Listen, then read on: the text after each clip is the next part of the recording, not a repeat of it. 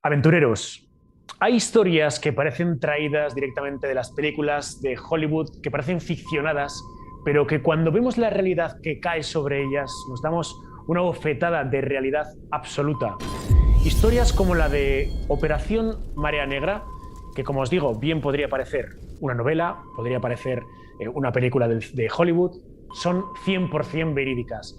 Y para hablar de este asunto, para hablar de probablemente la historia del narcosubmarino más famoso de los últimos años, va a acompañarnos en Desafío Viajero hoy Javier Romero, que ha escrito Operación Marea Negra. Así que no os perdáis el episodio de Desafío Viajero de hoy, porque desde luego que no os va a dejar indiferentes. Comenzamos.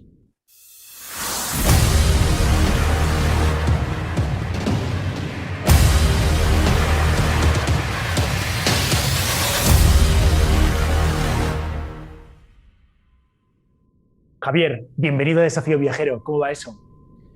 Pues muchas gracias a vosotros por invitarme y nada, bien, pues ya estamos mañana, que es día 14, 13, sale el libro y ya estamos, bueno, pues empezando la promoción y un poco, bueno, pues deseando que el libro llegue a las librerías, que acceda, bueno, que llegue al público y que guste, ¿no? Pues para lo que se ha escrito. Cuando cogemos la portada de Operación María Negra, directamente lo que estamos observando es algo que parece un submarino, pero que no está hundido del todo. Antes hacía referencia a una historia que parece de ficción, pero es 100% real. ¿Nos podría resumir a grandes rasgos qué ocurrió a finales del año 2019 en las costas de Galicia? ¿Y por qué este asunto, que sonó en medios de comunicación, pero que cuando nos sumergimos en tu obra nos damos cuenta de que hay una historia profunda, te ha llamado tanto la atención? ¿Qué pasó aquí? Bueno, pues que en la madrugada del 24 de noviembre de 2019 se hizo realidad lo que hasta entonces era una leyenda, ¿no? Una leyenda basada en informaciones policiales, pero que nunca se había podido constatar, que básicamente lo que venía a decir esa leyenda es que había barcos submarinos, ya fueran semisumergibles o sumergibles, que atravesaban el Atlántico, que se acercaban a la península ibérica para transportar grandes cantidades de droga.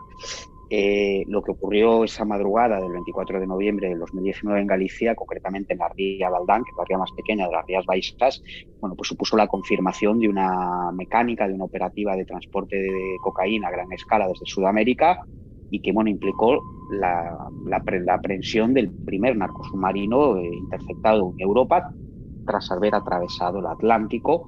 Pues en este caso, la cifra exacta son 3.068 kilos de cocaína. Madre mía, 3.068 kilos de cocaína metidos dentro de un submarino, pero que por lo que nos cuentas, y si quieres vamos un poco al comienzo de la historia, aquí se va a meter en el negocio un español, un chico de, bueno, un exboxeador, Agustín, de Galicia, que acaba siendo como el piloto o el patrón de un submarino, pero un submarino artesanal. O sea, no es el típico submarino que estamos todos pensando ahora mismo, ¿no? No, a ver, todas estas embarcaciones conocidas Ajá. como narcosubmarinos son todas artesanales, todas. Son embarcaciones hechas en fibra de vidrio, en astilleros clandestinos en la selva, en Sudamérica. Este concretamente se fabricó en un astillero clandestino, evidentemente, en el río Amazonas, muy próximo a la desembocadura del Atlántico, unas 12 horas de navegación. Y bueno, pues ahí se construyó el artefacto, ¿no? A bordo del mismo, durante los 27 días que duró el viaje, que acaba en Galicia, como decíamos antes, pues iba una tripulación formada por Agustín, que es un chico de unos 30 años de edad, que es natural de Vigo, que fue boxeador, como dices, pero fue boxeador amateur. Sí que es cierto que fue una promesa del boxeo español, porque fue campeón de España, consiguió amateur, insisto, consiguió alguna serie de títulos más con la selección gallega. Bueno, era un chico que tenía trayectoria en el deporte y al menos en categorías amateur, y así lo demostró, ¿no? Y junto a él pues venían dos ciudadanos de origen ecuatoriano, que además son primos, su familia, que bueno, esos ya se dedicaban un poco, según la acusación, a lo que es la parte, por un lado, auxiliar para ayudarlo en el manejo de la navegación y tal, y el otro ya pues era como un mecánico, ¿no? Una persona con conocimientos de mecánica pues para ir solucionando averías que pudieran ir surgiendo durante la travesía. Bueno, averías que me imagino que surgieron, ¿no? Y que determinaron situaciones de cierta tensión, ¿verdad? Porque hablamos de 27 días atravesando el Océano Atlántico con un submarino que no está preparado para eso, en el que, si no mal recuerdo, son como 35 centímetros lo que se veía en superficie de esta Claro, embarcación. eso es lo que técnicamente se denomina francobordo, que es el elemento que emerge sobre el agua, ¿no? 35 centímetros contabilizando la torreta. Quiero decir, si vamos a ver, aquí se llaman narcosubmarinos, aunque en este caso, este concreto que llegó a Galicia es un semisumergible, lo cual implica que va navegando a ras de agua. De esa manera, más o menos, lo que se podría ver serían unos 5 o 10 centímetros, y a mayores, para completar esos 35 que mencionas, sería la torreta. Es decir, y esto poniendo un color gris oscuro, que es más menos o muy parecido al color del océano Atlántico, con una situación de mal tiempo, de aguas con corrientes y tal, bueno, pues hace prácticamente imposible vislumbrarlo, ¿no? Desde la distancia, incluso desde cerca. Bueno, de hecho, nos cuentas cómo cuando la embarcación está llegando a las Azores, hay algún tipo de aviso por parte de las autoridades portuguesas y no lo encuentran. Y a pesar de que la embarcación Sí, esté ahí, ¿no? efectivamente, vamos a ver aquí, ellos hablábamos antes de los contratiempos, de posibles contratiempos, vamos a ver, se ha constatado que el mal tiempo dificultó mucho la navegación, retrasó los plazos previstos de navegación, y eso implicó que, bueno, pues que la tripulación tuviera que usar los teléfonos satelitales, ¿no? Pues para contactar con quienes los esperaban en tierra, para coordinarse con quienes tenían que haber salido a buscar esa mercancía y a ellos mismos, ¿no? Eso fue un poco las pistas que fueron dejando, y ahí las autoridades inglesas, que bueno, son grandes especialistas en el rastreo de telecomunicaciones a lo ancho del Océano Atlántico, sobre todo cuando tienen una finalidad ilegal, ilícita, hizo que se ubicara una embarcación. Siempre se pensó que se trataba de una embarcación convencional, ya fuese un velero, un pesquero, un buque, que efectivamente sí que traía, por las conversaciones que se captaban, que traía una importante cantidad de cocaína. Y Portugal, que era el país al que aparentemente, por la dirección que tomaba esa embarcación, que insisto, se consideraba convencional, todo parecía indicar que era el destino, ¿no? El destino final, próximo. Bueno, entonces es por eso, por lo que las autoridades de Portugal, concretamente la Marina portuguesa, ya sea a través de medios aéreos o marítimos, salen al encuentro. ¿Cuál es el problema? El problema es que ellos buscaban una embarcación que flotara sobre el agua, no que fuera a través de agua. Y bueno, pues a eso le hay que añadir el mal tiempo, le hay que añadir esa condición de agua grisácea, ese color del artefacto que es completamente gris, y bueno, se hace con oleaje, con espuma, bueno, se hace muy complejo, y así fue que no eran capaces de localizarlo. Incluso se sabe a posteriori, que por el rastro que iba dejando de señales, que estaban muy cerca, que estaban en un radio en el que se podía visualizar si estuviera allí una embarcación, pero es que ellos no veían nada, lo cual pues generó un poco de frustración, en el sentido de saber qué está pasando aquí, si nosotros más o menos sabemos que están estas posiciones, estamos sobrevolando, estamos navegando esa zona y no vemos nada. Alucinante. Leyendo tu obra, a mí una de las cosas que más me está llamando la atención es la inmersión que tú creas en el lector, porque parece que tú seas el que está dentro de la embarcación. Es decir, los detalles que das, la tensión que se respira en el ambiente, las habilidades que tienen en toda la travesía. ¿Cómo te has documentado? ¿Cuáles han sido tus fuentes para que dé la sensación de que tú estabas allí dentro? Bueno, eso es evidente que si eso lo han vivido 3 personas, hubo alguien que formaba parte de esas 3 personas que al menos haya contado cómo fue la vivencia. Nunca hablamos de que eso, de hecho está constatado que esas 3 personas, una de las 3, colaboró policialmente, perdón, colaboró policialmente en el sentido de aportar información relevante, ¿no? Sobre quién pudo haber en tal, quién organizó eso, quién esperaba eso en la península ibérica, pero sí que aportaron datos sobre un poco cómo fue la travesía, ¿no? Al final, bueno, sobrevivieron. Yo creo que ni ellos mismos, cuando llegaron a España, a Galicia concretamente, se creían que haber sobrevivido a ese vía crucis, esa gincana infernal, que es como yo me refiero muchas veces en el libro. Y bueno, pues al final la condición humana, pues también te apetece un poco, pues, oye, pues, te están ayudando, te han rescatado, porque al final ellos fueron rescatados cuando ya estaban en tierra, pero bueno, se les da asistencia sanitaria, se les da cuestiones tan básicas como alimento, comida, agua fría. Entonces, bueno, ahí sí que se abrieron un poco y contaron, pues eso, pues cómo fueron los primeros días en los que el buen tiempo les acompañó, cómo fueron los siguientes días en donde ya las condiciones de navegación por el mal tiempo se torcieron bastante, pues eso, los 3 temporales que los mermaron bastante, que los maltrató bastante a lo que es al semisumergible y ellos mismos que iban dentro, cómo luego casi mueren. Esos temporales los arrastran a una autovía de buques, en donde uno de estos buques, una embarcación mastodóntica, casi los parte en dos porque les pasa por encima, y si no es por la pericia del piloto, posiblemente se hubiesen muerto allí, porque, insisto, un portacontenedores, incluso eso sí que nunca yo no he podido llegar a constatarlo, pero vamos, hablamos de una embarcación muy grande que, vamos, ante algo como un narco submarino le pasa por encima y posiblemente ni la gente que iba a bordo de esa gran embarcación se hubiesen enterado, ¿no? Pensaban que pudo haber sido cualquier cosa. Ellos mismos, bueno, pues explican un poco cómo era la relación entre ellos al principio, distante, cómo luego, bueno, pues las vicisitudes, ¿no?, que fueron superando, los fueron acercando. Quiero decir, esa reconstrucción, que fue lo más complejo a la hora de escribir el libro, la información que se maneja no permite hacer un diario de a bordo, de saber qué comieron cada día, de saber cómo se turnaban cada día. No permite hacer lo que es un diario de a bordo en sí mismo, pero sí que permite dibujar, escribir unas páginas sobre cómo fueron esa travesía, ¿no?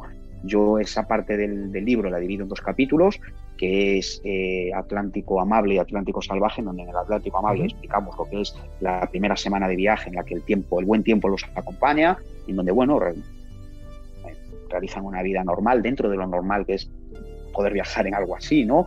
Pues que salían a la cubierta, incluso se podían dar un baño para asearse, detalles de cómo realizaban sus necesidades fisiológicas. Y luego, bueno, pues al final uno pues intenta escribir y le va dando un poco de énfasis, ¿no? Le va dando una narrativa. Sí que es cierto que en esos 2 capítulos me viene la necesidad de recuperar mucha documentación.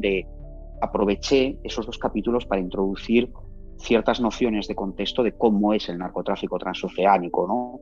Ya sea en buques, en veleros. Entonces, bueno, lo fui vistiendo y hasta que conseguí cerrar esos 2 capítulos a mayores. Luego, ya llegando a la península, ya entramos en la parte policial, en la parte que comentábamos antes, de cuando Portugal empieza a ubicarlos, porque recibe esa colaboración de las autoridades británicas, y ahí ya, pues un poco siguiendo la cronología de la parte policial, tanto de Portugal como de España, me permitió, pues ahí sí que ya tuve información policial que me permitió ir vistiendo lo que pudo ser aquello todo, ¿no? Luego, bueno, pues no hay que ser un lince para saber intentar describir, con que sea a base de imaginación, con adjetivos, con palabras, para intentar, que era una obsesión, que para mí fue una obsesión, transmitir la agonía, ¿no? Que ya no solo era sobrevivir dentro de eso y en esas latitudes aisladas del mundo, sino que encima verse y saberse asediados y en cualquier momento abordados, ¿no? Pues en este caso primero las autoridades portuguesas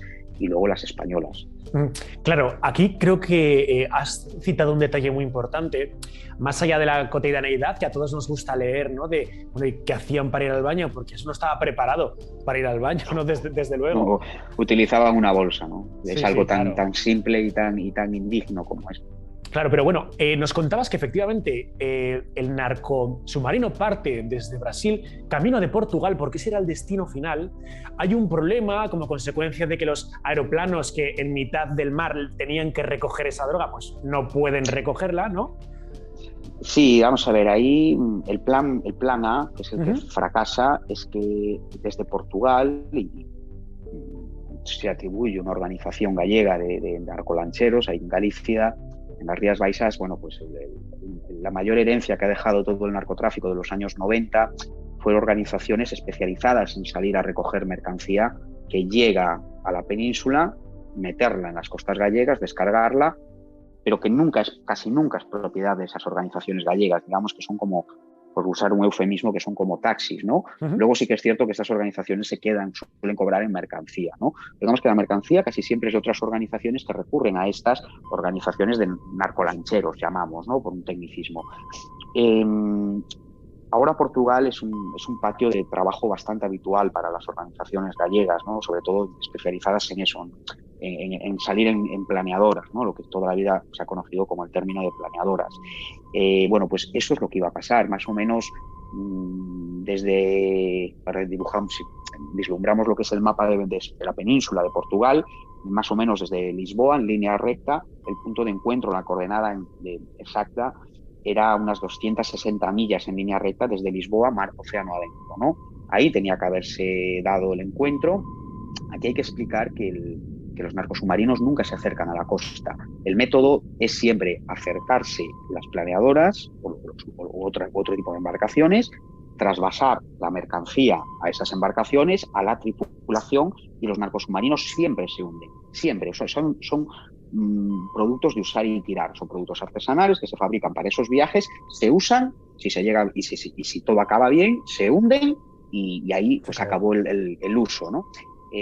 Aquí no pudo ser porque un motor de una de las planeadoras se averió, tuvo un problema en un cilindro concretamente, creo recordar que era un cilindro porque al final ya me bailan a los datos, ¿no? Pero bueno, en todo caso fue un problema de motor, eso seguro, y eso coincidió con el momento en el que Portugal recibe la información de Inglaterra de que algo se está acercando. Eso se llena de medios, de patrulleras de Portugal. Incluso había una patrullera, una embarcación de los Estados Unidos por la zona que se suma al operativo. A mayores salían medios aéreos pero no veían nada. Entonces, bueno, pero ellos sí que sabían que aquello que se había convertido en un avispero. Entonces, bueno, quienes estaban organizando desde tierra la operativa de salir a recoger la mercancía y a la tripulación de narcosubmarino desisten ante la gran elevada presencia de la Armada de Portugal. Y es ahí cuando surge el plan B, que implica trasladarle al piloto que lo que tiene que hacer, el siguiente paso, ya después de haber atravesado el océano prácticamente entero, es subir hasta Galicia para acabar allí el viaje.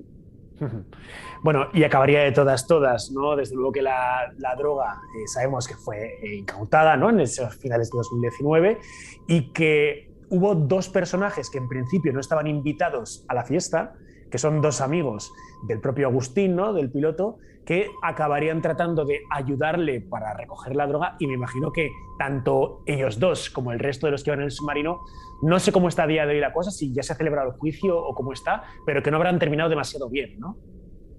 No, de hecho, mira, el juicio se celebró en Pontevedra a mediados, finales de diciembre, poco antes de Navidad, y bueno, está visto para sentencias, está pendiente de que se conozca la sentencia. Bueno, para todos se mantiene la petición de cárcel por parte de la Fiscalía. Es evidente que los tres tripulantes asumen una petición de cárcel que es mayor a la de los colaboradores en tierra, y en donde efectivamente de los 4 acusados que hay de colaborar en tierra, 3 son amigos de la infancia del piloto, a los que él recurrió precisamente cuando falla ese plan A del que hablábamos y surge el plan B. Él en un primer momento, bueno, pues tira de unos amigos que conocen la zona y que es un plan B porque esos amigos no, está constatado que no tienen relación con el narcotráfico de altos vuelos, que no tenían ni medios, ni transportes, ni forma de hacerlo. Pero sí que es cierto, y según la acusación, porque falta que se conozca la sentencia, que efectivamente que hacen todo lo posible, intentan conseguir una embarcación para salir a recoger, intentan conseguir una furgoneta para presuntamente transportar esos 153 fardos que venían dentro del narcosubmarino, y otros elementos que con todo junto pudieron haber salido bien los planes, que aunque eran muy chuscos, muy rudimentarios, si hubiesen podido, la acusación, pues eso, evidencia que lo hubiesen hecho sin ningún tipo de duda. Javier, ¿sabemos a cuánto habría ascendido en el mercado esa cantidad de 3.068 kilos de cocaína? Sí, está completamente tasada. Eso tiene un valor de mercado de 123 millones de euros, casi nada. Madre mía, 123 millones de euros. Jolín, sí. Pues con que le diesen 1 millón a cada uno de los expedicionarios, pues imagino que así les habrían vendido la moto, ¿no?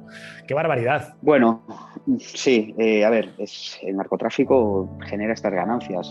Si no, solo así se explica que afrontando un riesgo que implica tantos años de cárcel, incluso verte inmerso en un mundo turbio en el que la vida no vale mucho, pues haya gente que se siga metiendo pues generacionalmente, o sea, una detrás de otra. Es decir, aquí en Galicia es lo que hablábamos antes, tenemos un problema instaurado, como lo hay en el sur de España, sobre todo en Cádiz, en Huelva, en el Levante también, en Cataluña mucho, incluso en Madrid, ¿no? Pero hay que decir, hablamos de zonas que son especialmente calientes por sus ubicaciones geográficas, pues evidentemente el estrecho es una, bueno, pues porque es un paso de tránsito de un océano a un mar, de dos continentes que son África y Europa. Galicia, Portugal, pues son pues lo que siempre se ha denominado, ¿no?, la puerta de entrada, que es lo primero que hay una vez que se llega desde Sudamérica en navegación. Bueno, son zonas en las que el dinero hace que, insisto, pese a las penas de cárcel que se están sucediendo constantemente, porque las operaciones suceden pues eso, cada mes. Es raro que no tengamos algo por aquí, y en Algeciras incluso con mucho más frecuencia, pues que la gente se sigue involucrando, nuevas generaciones, gente más joven, se sigue involucrando, pues, bueno, pues porque deciden jugar esa ruleta rusa, que es dinero o cárcel. Exacto, es o una millonada, imagino, o 12 años de prisión, que Bueno, imagino que... una millonada no siempre para todo el mundo, porque Ya. hay mucho peón que no cobra tanto.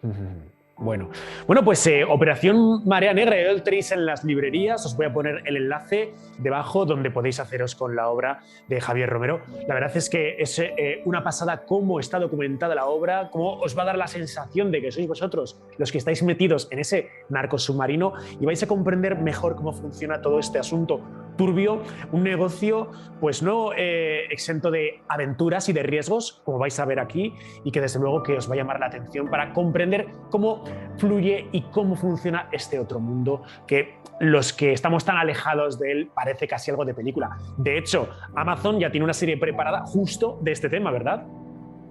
Sí, es una serie de ficción que se va a estrenar en febrero, no desconocemos la fecha.